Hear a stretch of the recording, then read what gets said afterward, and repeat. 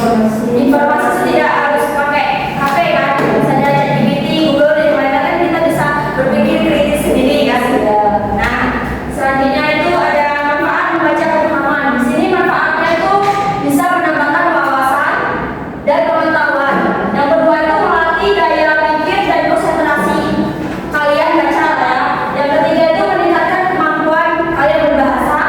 Yang keempat itu membantu pemahaman pelajaran lain, tidak harus pelajaran membaca terus kan ya. Nah, yang selanjutnya ini ada jenis-jenis cerita. Di sini kalian bisa pilih nih mau jenis-jenis cerita seperti apa. Ada cerita rakyat, dongeng, cerpen, novel, fabel dan legenda. Nah, selanjutnya ini ada unsur intrinsik cerita. Di sini ada 5. Yang pertama itu ada tema, tokoh penokohan, alur, latar, dan yang terakhir amanat. Nah, selanjutnya di sini ada tema cerita. Tema cerita itu seperti ide pokok dalam cerita. Yang kedua itu tema harus dasar pengembangan cerita. Dan contohnya itu seperti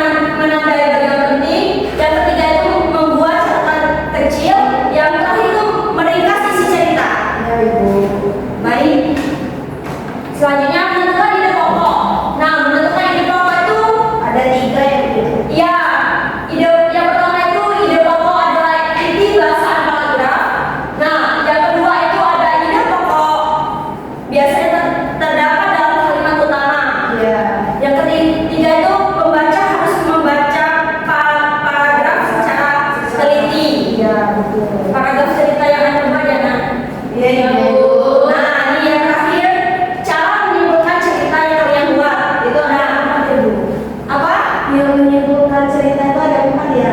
Ya.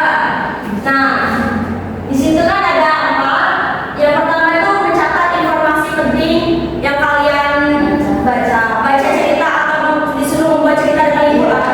Yang kedua itu menentukan inti ceritanya apa. Yang ketiga itu menggunakan bahasa singkat dan jelas, tetapi yang beraturan ya. Yang keempat itu kesimpulan tidak boleh mengubah isi cerita yang kalian buat. Tidak boleh selonok sih. Nah, di sini ada contoh cerita pendek. Contoh cerita pendek itu seperti Rina menemukan dompet di jalan. Yang kedua itu ia mengembalikan dompet tersebut kepada pemiliknya, pemilik dompet itu. Nah, yang ketiga itu pemilik dompet merasa senang dan berterima kasih kepada kalian yang sudah membalikan dompet yang jatuh dari dan yang keempat itu Rina mendapat pujian karena kejujurannya. Kejujuran karena dia mengembalikan dompet. Dia membalikan dompetnya sampai di sini diambil dulu. Enggak juga lah. Itu udah jujur berarti. Nah, terus juga ada analisis cerita.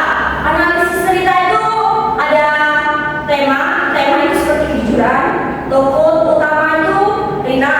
Nah, latarnya itu di jalan, amanahnya itu kita harus bersikap jujur. Iya, Bu. Tidak bohong. Iya. Tidak mengambil isinya.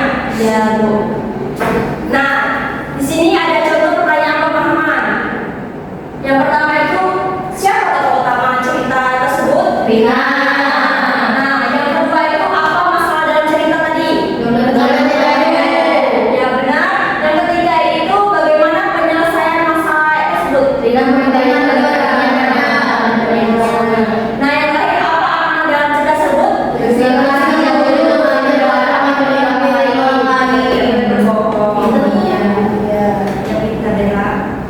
Nah, selanjutnya itu ada kesalahan saat membaca. Nah, di sini ada membaca terlalu cepat. Kita membaca itu tidak harus cepat-cepat ya, biar kita itu mengetahui informasi penting apa yang kita baca. Yang kedua itu tidak fokus pada bacaan. Nah, maksudnya itu tidak fokus pada bacaan itu gimana? Yang kita tuh harus fokus siapa yang kita baca gitu. Nah, nggak usah kita tidak fokus dengan yang lain. Yang ketiga itu tidak memahami kosakata sulit.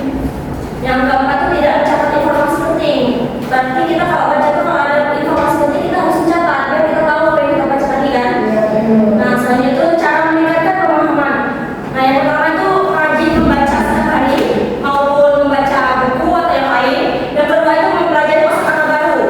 Tidak mempelajari kosakata lama-lama gitu. Yang ketiga itu berlatih menjawab soal cerita.